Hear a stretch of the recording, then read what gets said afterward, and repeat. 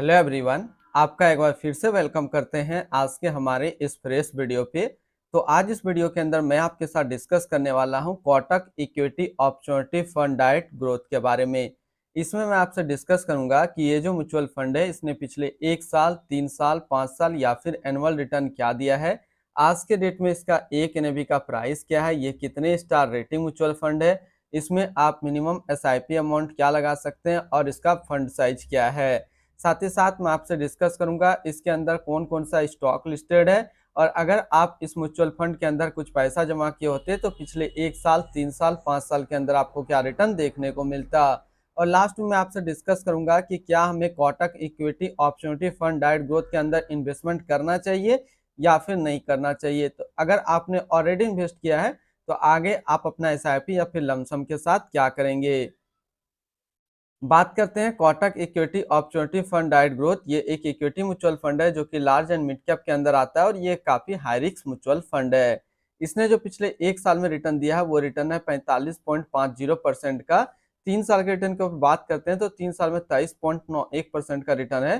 5 साल के रिटर्न की ओर बात करते हैं तो 5 साल में 26.06% का रिटर्न है।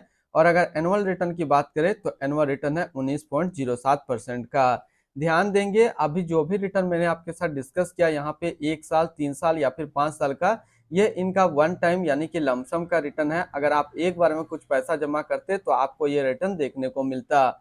अगर आप एसआईपी के थ्रू इन्वेस्टमेंट करेंगे तो रिटर्न आपको कुछ और मिल सकता है। तो क्या रिटर्न मिल सकता है ये चीज मैं इसी वीडियो के अंदर आपके साथ कवर करूंगा। एनएवी के ऊपर बात करते हैं तो आज के डेट में इसका एक एनएवी का प्राइस है 386 रुपया 85 पैसा। रेटिंग की बात करते हैं तो ये 4 स्टार रेटिंग म्यूचुअल फंड है। इसमें आप मिनिमम एसआईपी अमाउंट 100 रुपया का लगा सकते हैं और इसका फंड साइज है 24,055 करोड़ का।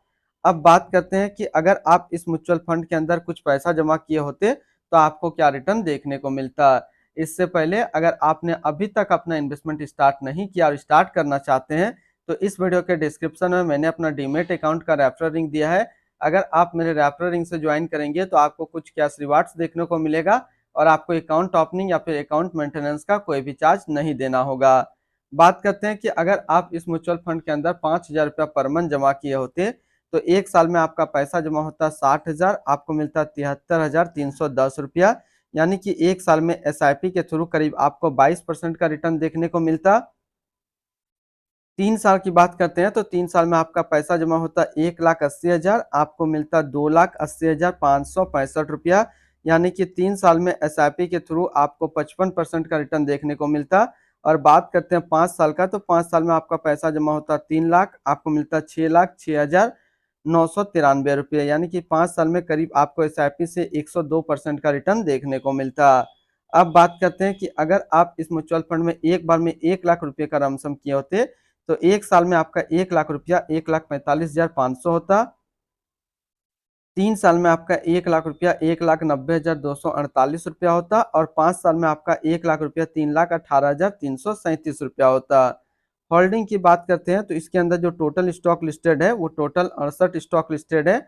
अगर हम इसमें टॉप 10 उसके सेक्टर वाइज डिस्कस करते हैं तो पहला नाम आता है State Bank of India financial क्षेत्र, Bharat Electronic Limited capital goods, Maruti Suzuki India Limited automobile, HDFC Bank Limited financial, Bharat Forge Limited automobile, Axis Bank Limited financial, Linde India Limited chemicals,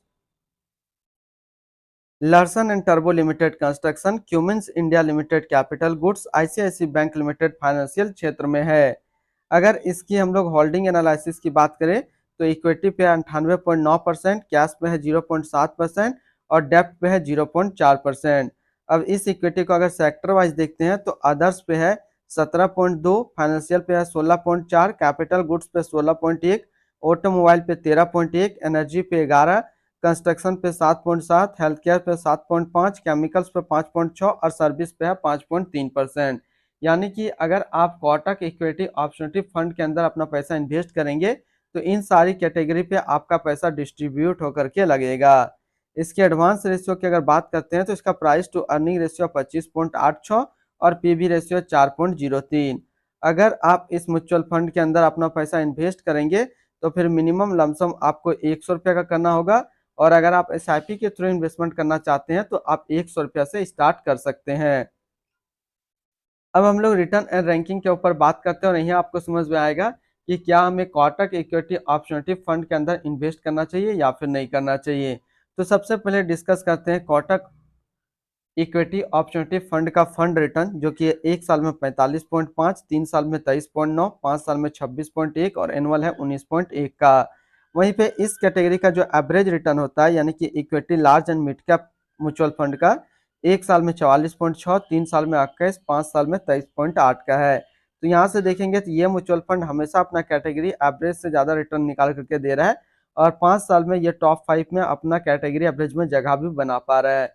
यानी कि अगर आप एक large and mid cap mutual fund ढूंढ रहे हैं तो ये आपके लिए अच्छा विकल्प है, आप इसके अंदर अपना इन्वेस्टमेंट कर सकते हैं। अगर आपने ऑलरेडी इन्वेस्ट किया है तो आगे आप अपना SIP या फिर लमसम को कंटिन्यू रखेंगे। इनकी एक्सपेंस रेशियो की बात करते हैं तो इनका एक्सपेंस रेशियो 0.47% का। एग्जिट लोड की बात करते हैं, अगर आप इन्वेस्ट किया हुआ पैसा 365 दिनों के अंदर अपना इन्वेस्टमेंट का 10% से ज़्यादा निकालेंगे तो आपको 1% का एग्जिट लोड देना होगा। और स्टम्प ड्यूटी की बात करते हैं तो स्टम्प ड्यूटी है 0.005%। इसके टैक्स इम्प्लानेशन की बात करते हैं, अगर आप इन्वेस्ट किया हुआ पैसा 1 साल के अंदर निकालेंगे तो जो भी आपका रिटर्न होगा उस पर आपको 20% का टैक्स पेमेंट करना पड़ेगा। अगर आप 1 साल के बाद इससे आप अपना पैसा निकालते हैं, 1 साल में 1,25,000 का रिटर्न बनता है तो फिर आपको 12.5% का टैक्स पेमेंट करना पड़ेगा। अगर कोई इन्वेस्टर अपना पैसा 1 साल के बाद इससे निकालता है और 1 साल में अगर 1,25,000 का रिटर्न नहीं बनता है तो आपको 12.5% का टैक्स पेमेंट नहीं करना होगा। इसके fund house and investment objects की बात करते हैं तो Kotak Mahindra mutual fund total assets में इंडिया पे नंबर 5 पे रैंक करता है। इसका टोटल असिस्ट अंडर मैनेजमेंट है 4,39,120 करोड़ का। बात करते हैं Kotak equity opportunity fund direct growth. ये एक इक्विटी म्यूचुअल फंड है जो कि लॉन्च किया गया कोटक महिंद्रा म्यूचुअल फंड की तरफ से। हर्षा उपाध्याय अभी इस फंड का करंट फंड मैनेजर है। इस फंड का करंटली असिस्ट अंडर मैनेजमेंट है 4,39,120 करोड़ का और लेटेस्ट एनएवी है 386 रुपया 85 पैसा। बात करते हैं Kotak equity opportunity fund direct growth. ये एक काफी हाई रिस्क म्यूचुअल फंड है। इसमें मिनिमम SIP अमाउंट 100 रुपये का सेट किया गया है और मिनिमम लमसम भी 100 रुपया का सेट किया गया है। अगर आप इन्वेस्ट किया हुआ पैसा 365 दिनों के अंदर अपना इन्वेस्टमेंट का 10% से ज़्यादा निकालेंगे तो आपको 1% का एग्जिट लोड देना होगा। और इसकी फंड बेंचमार्क की अगर बात करते हैं तो इसका फंड बेंचमार्क है Nifty large mid cap 250 total return index. तो आज इस वीडियो के अंदर मैंने आपके साथ डिस्कस किया कोटक इक्विटी अपॉर्चुनिटी फंड के बारे में।